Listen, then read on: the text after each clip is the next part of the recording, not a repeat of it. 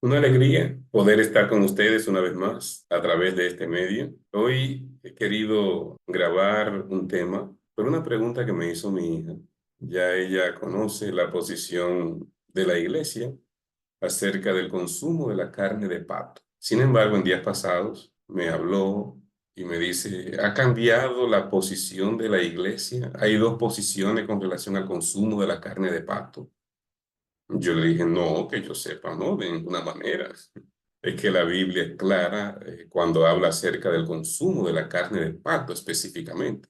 Entonces, me animé a preparar un estudio en PowerPoint y se lo envié para que ella lo tenga y lo pueda compartir con cualquier persona que tenga alguna confusión con relación a ese tema. Y después pasaron algunas semanas y vi un estudio que alguien que responde preguntas de la Biblia había respondido acerca de esto y la respuesta que dio fue contraria a la posición de la Biblia y de la iglesia. Así que me animé a grabar este video. Le voy a compartir a ustedes el estudio que le envié a mi hija.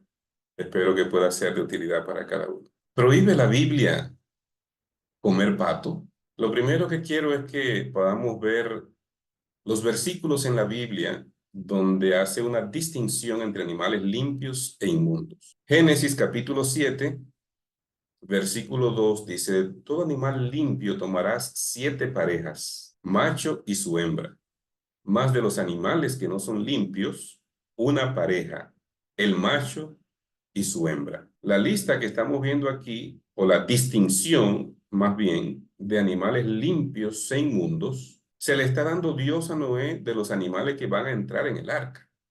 Estamos hablando del mismo principio del registro bíblico. Apenas en Génesis 7, ya la Biblia hace una distinción entre animales limpios y animales inmundos.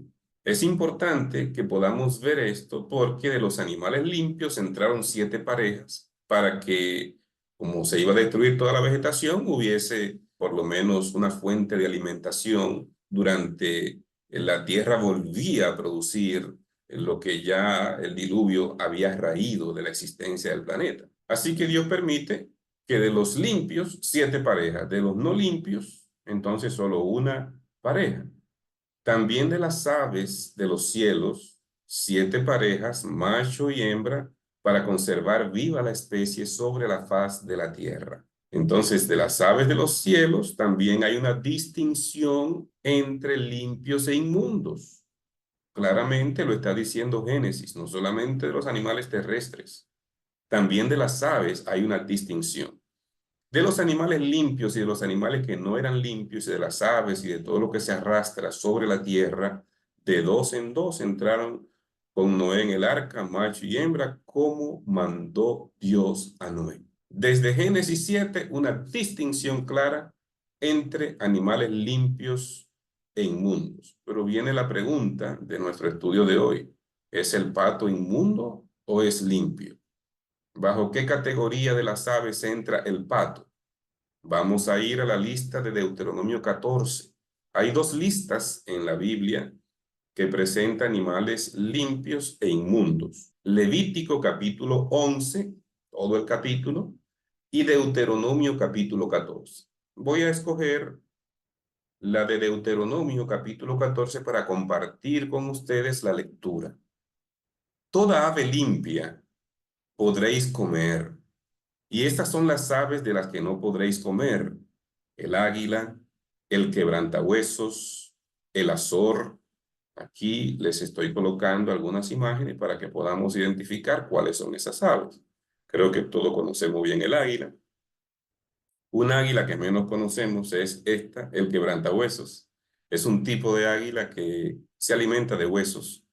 Tengo videos donde veo a estas aves recibiendo como alimento huesos. No tenemos el tiempo aquí de poner esos videos. Incluso cuando los huesos son muy grandes, ellas agarran el hueso, se elevan a cierta altura y dejan caer el hueso en las rocas para que se parta y entonces alimentarse con los trozos de hueso que puedan ingresar en su cuerpo. Ese es el quebrantahuesos, la segunda que aparece aquí en la lista. Y la tercera que mencionó es el azor, que es la que está aquí en el extremo derecho. Sigue la lista de Deuteronomio. el gallinazo, el milano, según su especie. Aquí estamos viendo tres aves más: el gallinazo, el milano y el cuervo.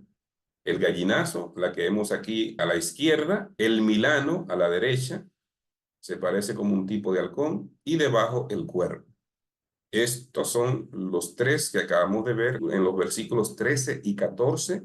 Seguimos leyendo el libro Deuteronomio capítulo 14. Continúa la lectura de la Biblia. El avestruz, la lechuza, la gaviota y el gavilán. El avestruz, la lechuza, la gaviota y el gavilán aquí están. Cada uno de estos animales creo que más o menos son animales comunes, la gente los conoce bastante bien, pero quiero que podamos ir viendo las imágenes de cada uno de ellos. El búho, el ibis, el calamón. En mi extremo izquierdo, el búho, el ibis a la derecha y debajo el calamón. El pelícano, el buitre, el somormujo. En el verso 17, pelícano, buitre y somormujo. Ahorita vamos a ver por qué colocamos esta imagen del somormujo. Vamos a entrar en detalles acerca de eso. La cigüeña, la garza, según su especie, la abubilla y el murciélago. Aquí aparecen otras aves: cigüeña, garza, abubilla y murciélago. Aquí están las imágenes también para que identifiquemos cuáles son estas aves que está prohibiendo la Biblia. Después dice: toda ave limpia podréis comer. O sea, primero te dice específicamente por nombre cuáles son las aves inmundas que no deben entrar en nuestro sistema digestivo, no deben entrar en nuestra boca, estas aves inmundas. ¿Cuál es el pato de la lista de estas aves? ¿Cuál es el pato? El somormujo. Ya lo leímos. Hay personas que cuando leen la lista de Deuteronomio y de Levítico pasan por alto la palabra somormujo porque no es una palabra común para nosotros, no es la palabra cotidiana que conocemos. Pero yo recuerdo que desde que entré en la iglesia, 1982, se me explicó que el somormujo es el pato. No sé por qué en el 2024 hay personas que tienen confusión con esto, pero por si hay alguna confusión, entonces tenemos que estudiarlo. Y he querido compartir este estudio. Vamos a ir explicación del somormujo como lo dice la Biblia. Yo revisé 16 versiones. Lo leí en 16 versiones diferentes de la Biblia que traducen esta palabra como somormujo. La Biblia de las Américas. La Nueva Biblia de las Américas, igual. La Reina Valera en sus versiones: 1909, 1960, 1977, 1990, 1995 y 2004. Todas estas son diferentes ediciones, diferentes revisiones que se le han hecho a la versión Reina Valera. Y en todas ellas traduce somormujo. La Reina Valera actualizada del 2015 también traduce de igual manera.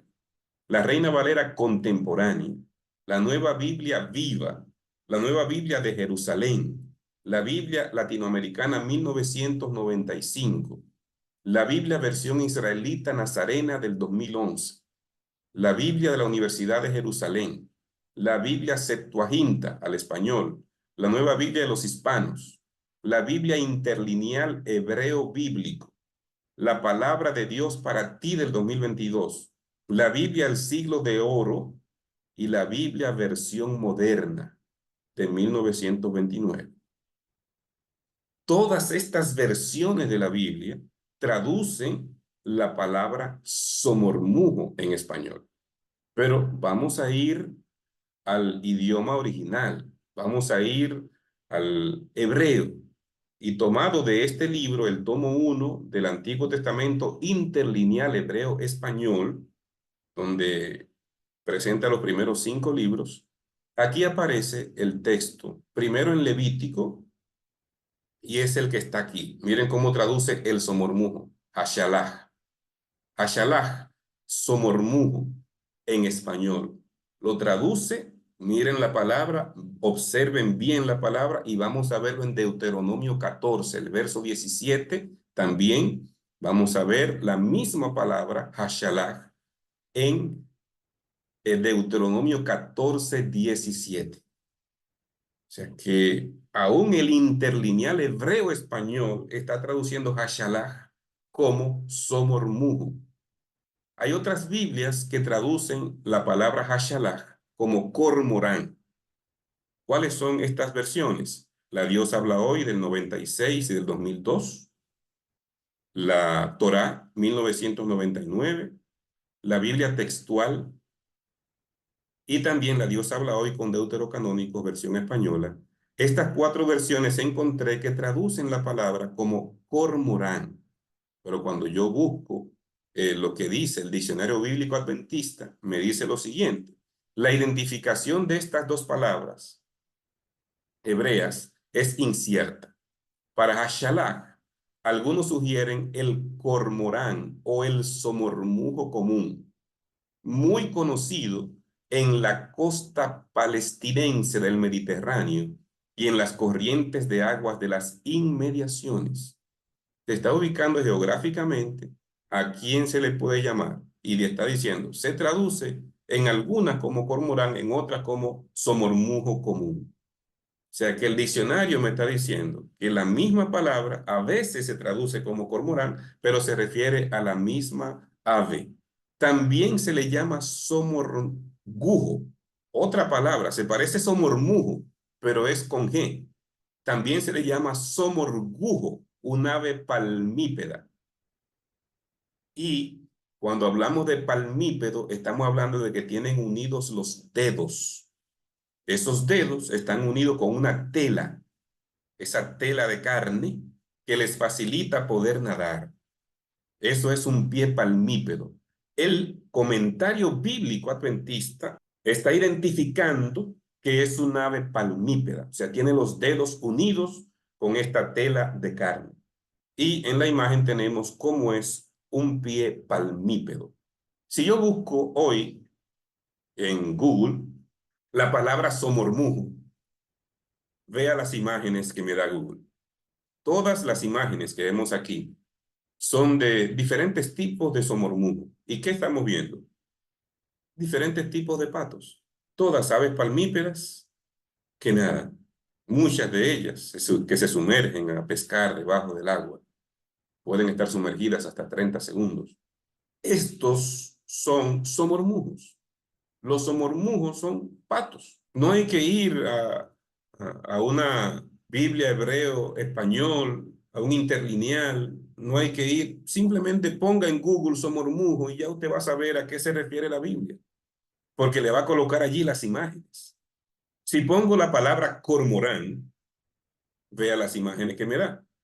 Todos son patos también. Aves palmípedas que nadan. Todas estas aves, tanto somormujo como cormorán, ambas traducidas de hashalach, son patos, como lo podemos ver. Aquí vemos, por ejemplo, el somormujo cuelirrojo, cuello rojo. Aquí estamos viendo el somormujo lavanco, diferentes tipos de patos. Eso es lo que estamos viendo. Cuando hablamos de somormujo, estamos hablando de patos. El comentario bíblico adventista dice, también se le llama somorgujo. Entonces quise buscar la palabra somorgujo también para ver las imágenes. En algunas de las imágenes, como podemos ver aquí a la derecha, en esta que es un poquito más grande, somorgujo. Y las imágenes que me da de somorgujo son las mismas de somormujo y de cormorán. Son tipos de patos diferentes, todas aves palmípedas. No debe haber ninguna confusión al respecto. Algunas características del somormujo. Es muy buen buceador. Pueden permanecer inmersión de más de medio minuto, tiempo que les es más que suficiente para capturar a sus presas, que suelen ser peces, aunque también incluyen su dieta insectos, crustáceos, moluscos tanto adultos como larvas de anfibios y larvas de invertebrados. La Biblia textual comenta, hablando acerca del somormujo, ave que vive principalmente de moluscos fluviales. Los antiguos egipcios creían que se alimentaba de los reptiles que infestan el país después de las inundaciones periódicas del Nilo y por ello la veneraban. Esta ave era venerada por su labor de limpiar de insectos y de reptiles, ¿verdad? El suelo egipcio. Quise buscar algunas imágenes. Aquí podemos ver la oca sagrada, que era dedicada al dios Amón, que es un tipo de pato. Miren cómo tiene su pie palmeado. Y estas son imágenes de los tiempos de los egipcios, de hace 3000 años, estas imágenes. Las aves en el antiguo Egipto, podemos ver otras imágenes de cómo estas aves están registradas en algunos de los frescos que se hicieron en su tiempo. Aquí podemos ver a un hombre que viene con una plantita, pero con tres patos, con tres patos. Entonces, aquí podemos ver otra de esas imágenes egipcias que se va transportando a patos enjaulados. Y esta es del 1200 antes de Cristo. Todo lo que anda, nada y vuela debe acabar en la cazuela. Todas las aves andan, muchas nadan y la mayoría vuelan. Entonces, o sea, son inscripciones de aquel tiempo. Se lo comían. Era un ave también que se comía, la ave de pato. Pero puede producir daños la carne de pato. ¿Cómo es la carne de pato con relación a mi salud, para mi alimentación? ¿Cómo es entonces el uso de la carne de pato? Debido al hecho de que la concentración de colesterol en el producto es bastante alta, no se recomiendan para abusar de la obesidad y la diabetes.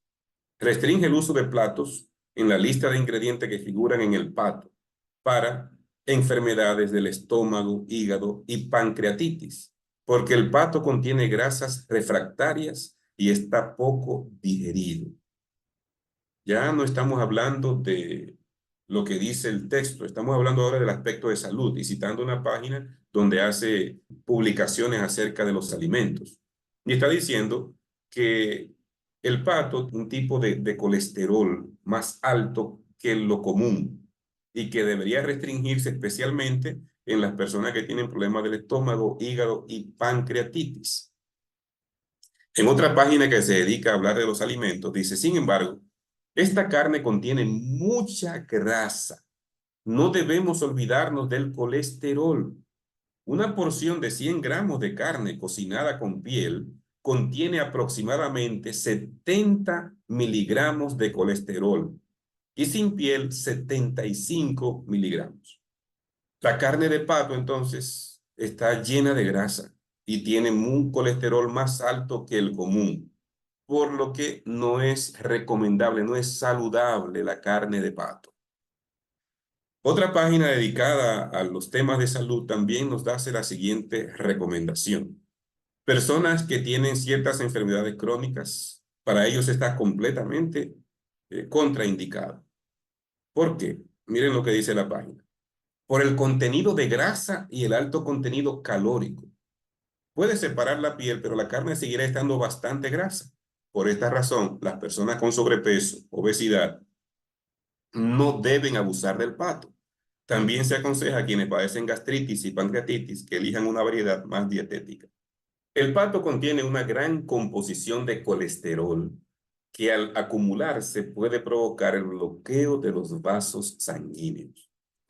Todas estas citas que estoy colocando son páginas de salud que nos hablan acerca de por qué el pato no debería consumirse como un alimento saludable.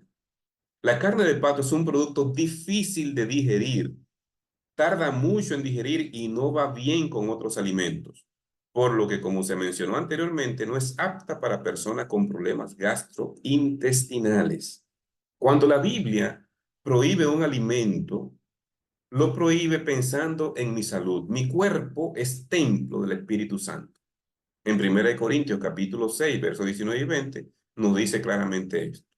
¿O ignoráis que vuestro cuerpo es templo del Espíritu Santo, el cual tenéis de Dios y que no sois vuestros? porque comprados habéis sido por precio. Glorificad pues a Dios en vuestro cuerpo y vuestro espíritu, los cuales son de Dios.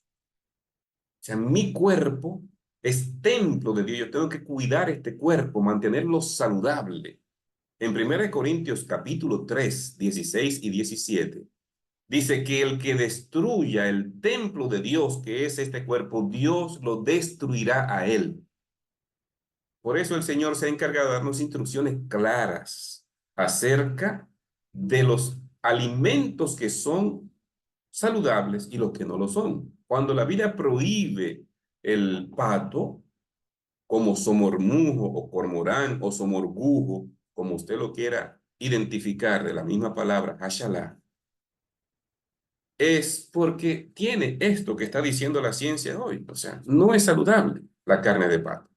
Incluso algunas páginas dicen que puede hasta producir alergia en algunas personas.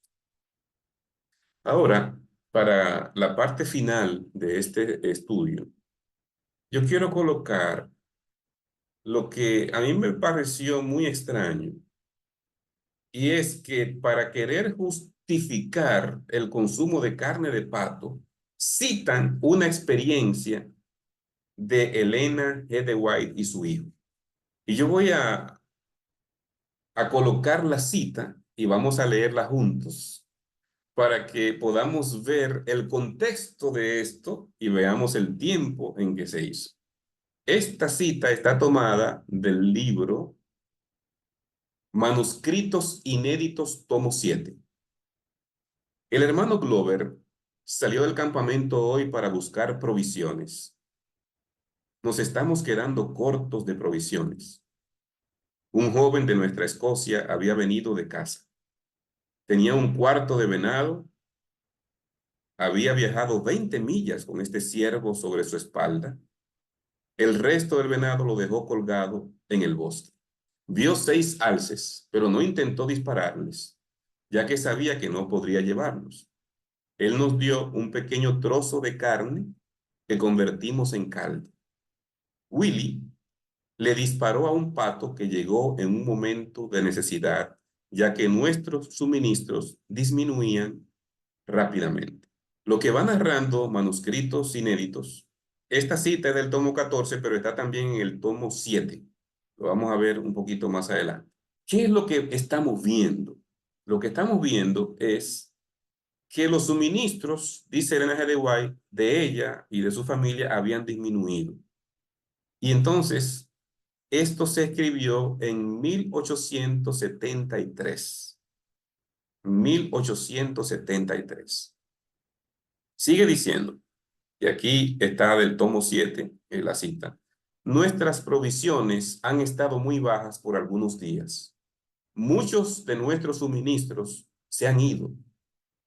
Esperábamos suministros hace 3 días, ciertamente, pero ninguno llegó. Willy llegó al lago a buscar agua, escuchamos su arma y descubrimos que le había disparado a 2 patos. Esto es realmente una bendición porque necesitamos algo para vivir. Al ver lo que escribe de su experiencia, de algo que le pasó a ella en el día a día, está diciendo, bueno, él le disparó a 2 patos. Y esto es una bendición porque necesitamos algo para vivir. La visión de la reforma pro salud, la primera visión la recibió Elena G. de White en el año 1863, 10 años antes. Esta experiencia es 10 años después. Entonces, algunos dicen, ahí está, miren, Elena G. de White comía pato. 10 años después de recibir la reforma pro salud, mírenla comiendo pato. Entonces, el pato se puede comer. Mis amados, la reforma pro salud no se dio todo de una sola vez.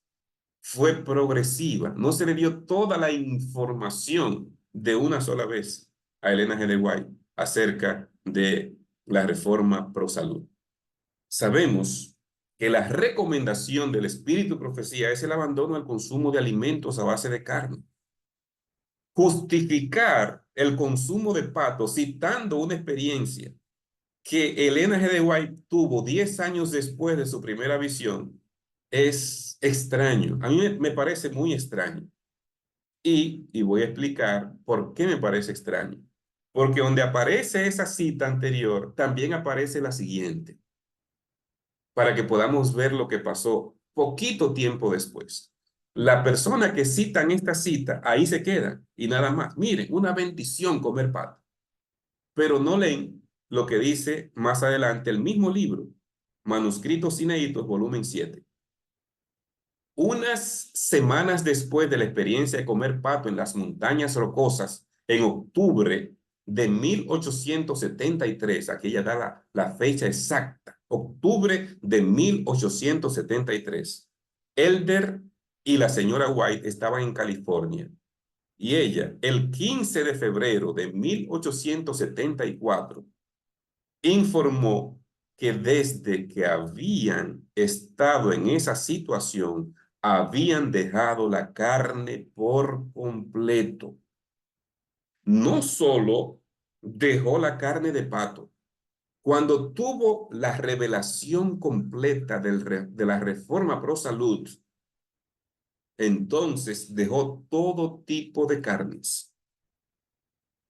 Pero hay personas que quieren justificar el consumo de carne de pato citando a Elena G. de White, cuando el llamado que hay en sus escritos es a dejar todo tipo de carne.